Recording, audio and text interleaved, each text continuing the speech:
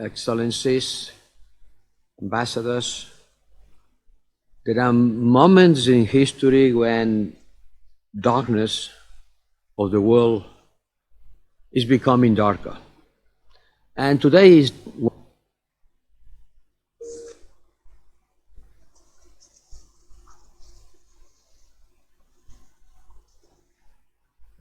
I now give the floor to His Excellency Mr. Josep Borrell.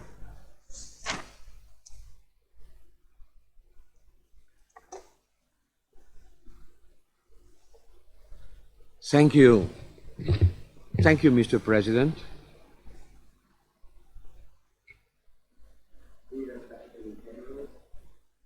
Excellencies, ambassadors, there are moments in history when darkness of the world is becoming darker.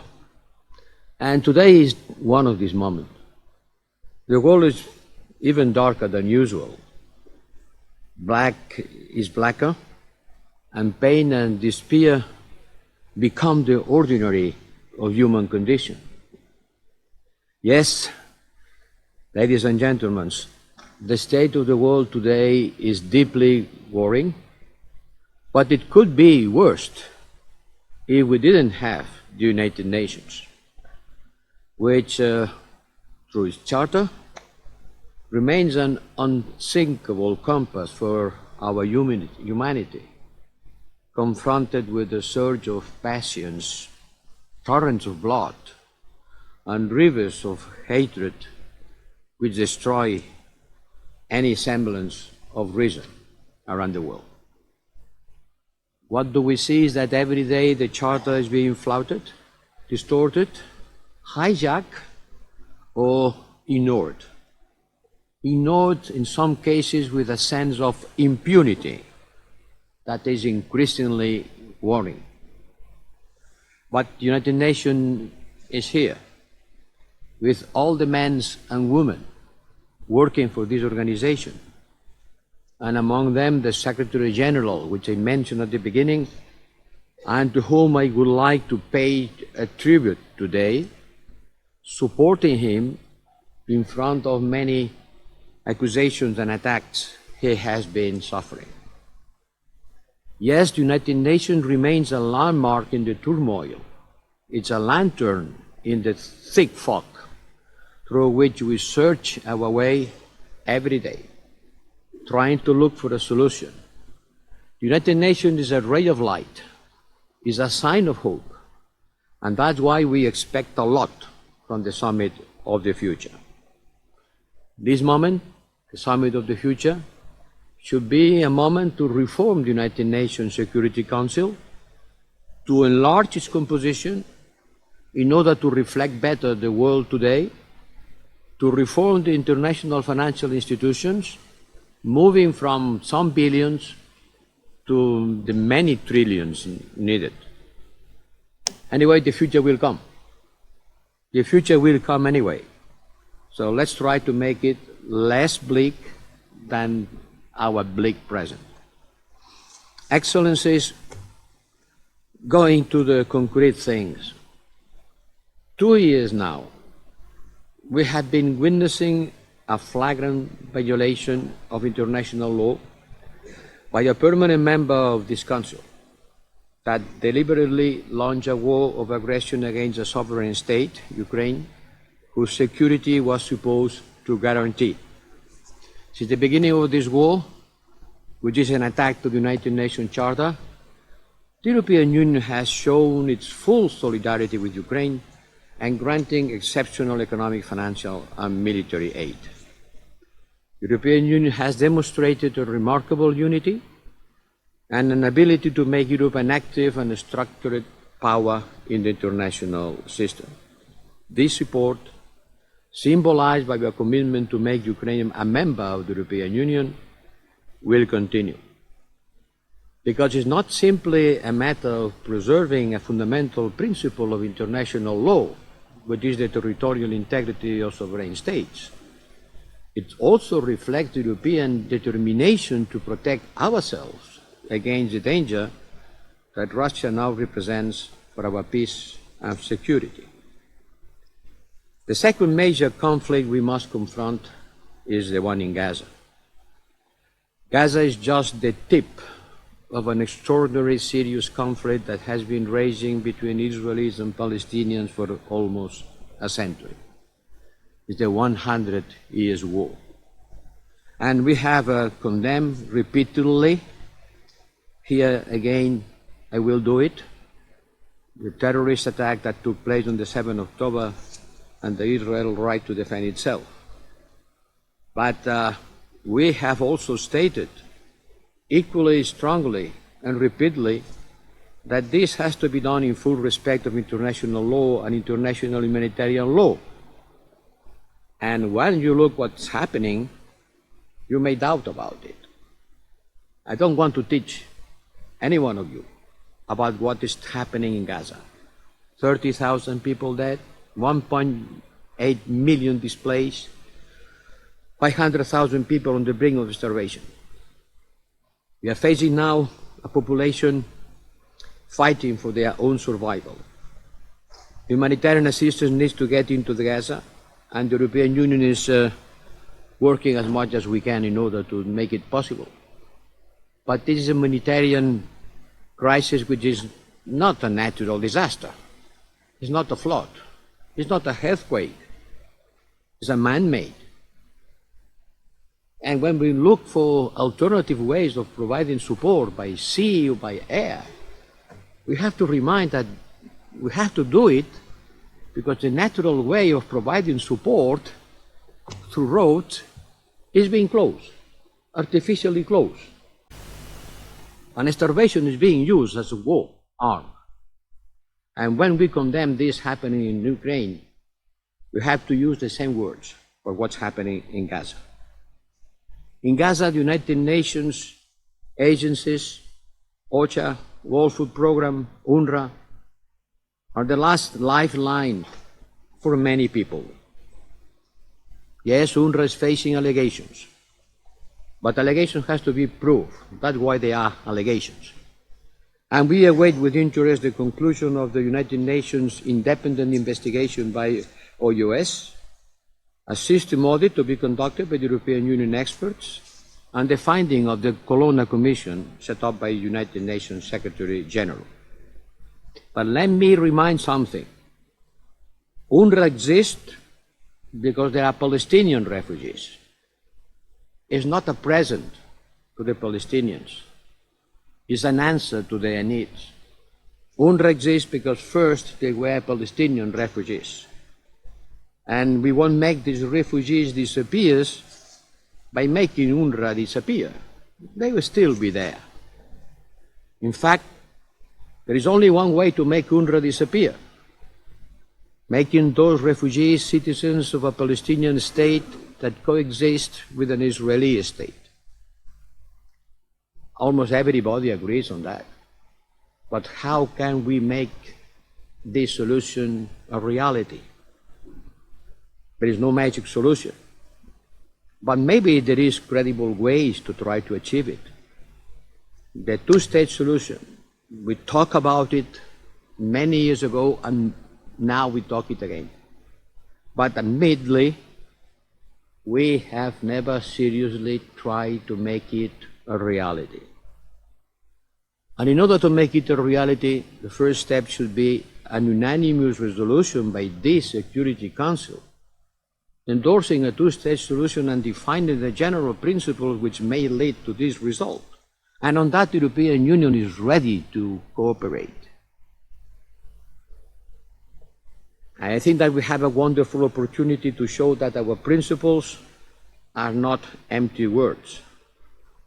And since we agree all on the implementation of this solution, the two-state solutions, as the only viable solution to the conflict, we must act accordingly, following, in my opinion, three principles that should guide our actions. The principle of clear separation between the two states, since there is no viable alternative to this separation. The principle of security, without which tragedies like the one of October 7th can only be repeated once and again, because both Israel and Palestine needs to feel secure. And finally, the principle of regional integration, since both Israel and Palestine are perfectly capable of taking their place in a peaceful regional collective. Today we are dominated by the images of war and hatred, but it's not impossible to imagine a pacified region based on complementarity between Israel and its wider neighborhood from the Mediterranean to the Gulf. This was the Shimon Peres dream. Shimon, my old friend, he was dreaming about it. Let's try to make this dream to come true. Let's roll up ourselves. Let's try to engage on that, because the world peace is at stake. Let humanitarian support to flow into Gaza. Continue asking, and more than asking, Israel not to impede humanitarian support to go through the natural way, which is by road.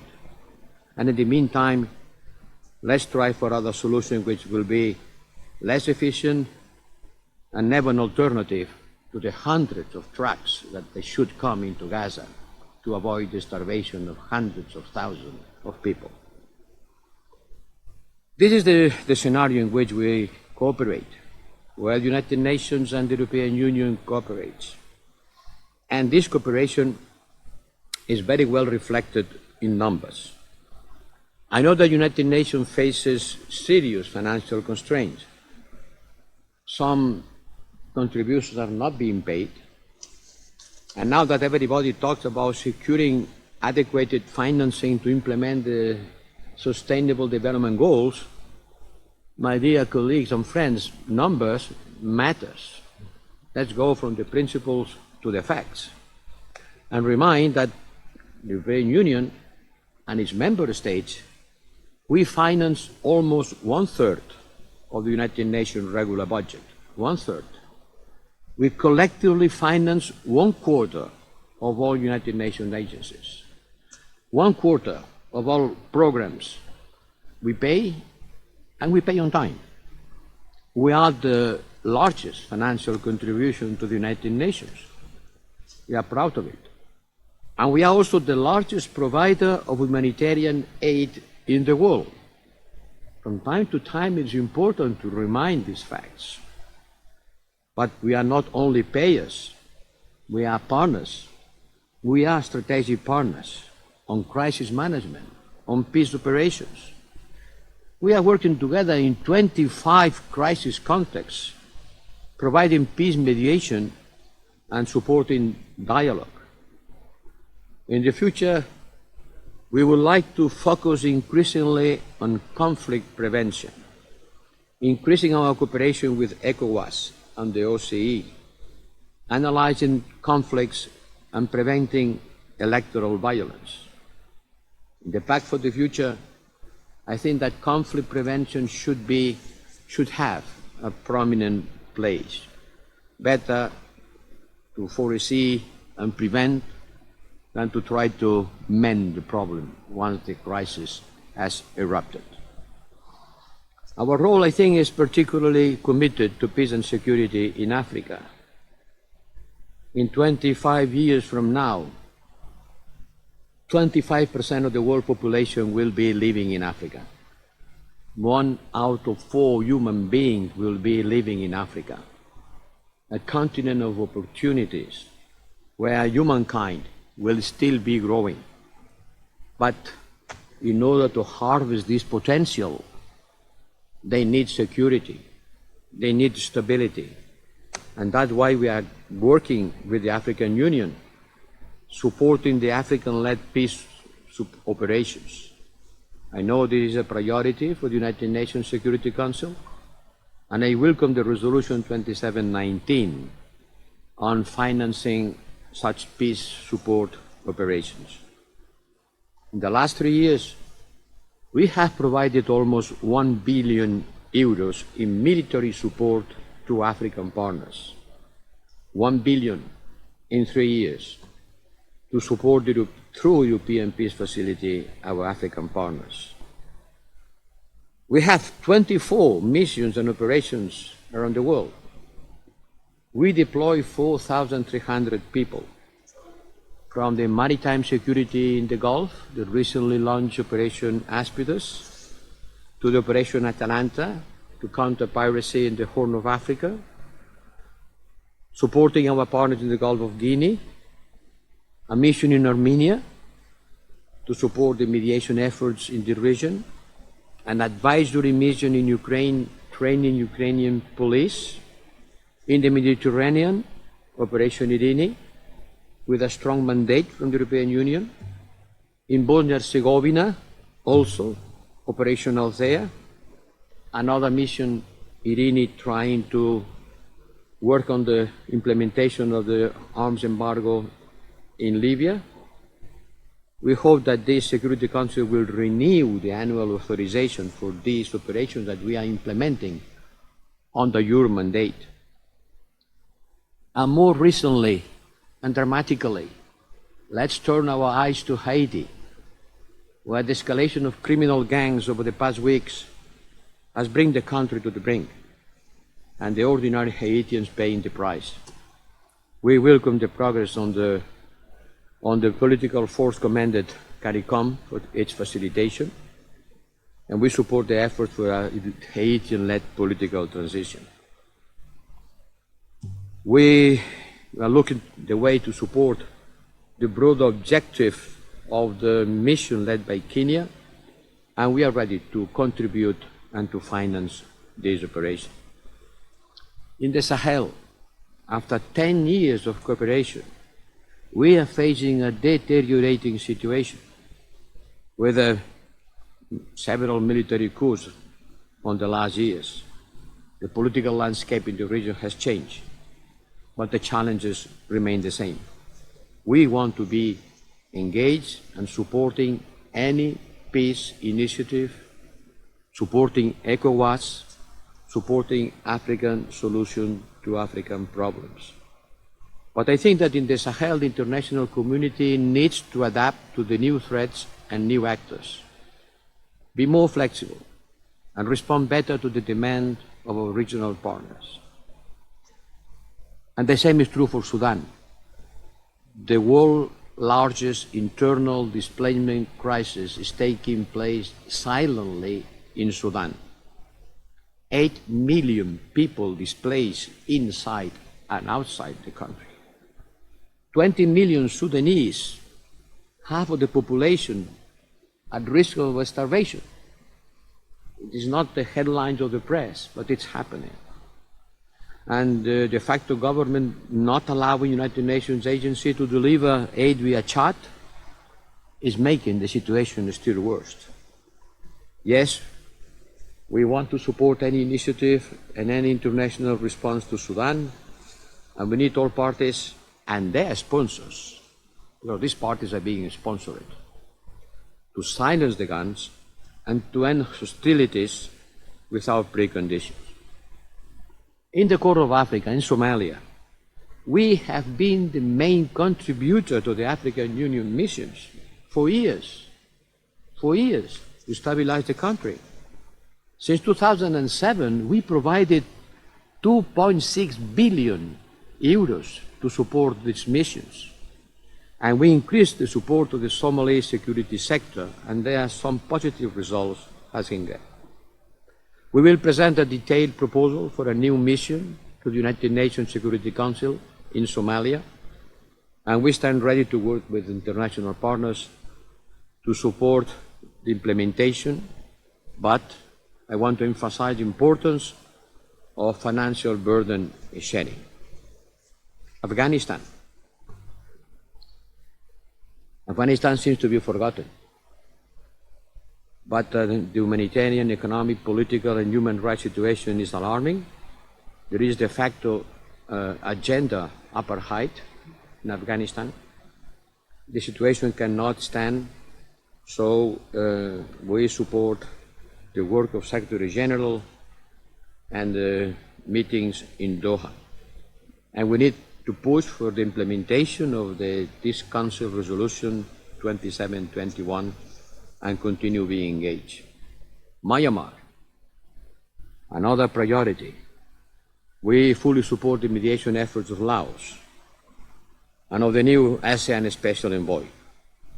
But I think that the United Nations has also to play a more important role and speak with one voice about what's happening in Myanmar. The appointment of a United Nations envoy and a resident coordinator is long overdue. We have to empty, we have to fill in this hole. The United Nations has to be present there. And don't forget that we celebrated International Women's Day. I want to close my intervention with a few words on the human rights of women and girls. I talked about it when I said agenda apartheid in Afghanistan. Yesterday was the 68th session of the Commission on the Status of Women started. This commission is one of a kind. It's the main global body dedicated exclusively to advancing the enjoyment of human rights by all women and girls. I think it is the right time for the European Union to once again reiterate our firm stance against sexual and gender-based violence, wherever it happens. This kind of violence has to stop, no matter where and no matter by whom is committed. To conclude, and thank you very much for your attention, let me restate the deep commitment of the European Union to the United Nations values and principles, not only to the organization, not only to the men and women who are working every day and in some cases losing their lives at the service of this organization. It's about the principles and values that underpin the existence of the United Nations, with the promise that we will continue working hard on ensuring the full implementation of these values and principles, with financial support and with political commitment. Thank you.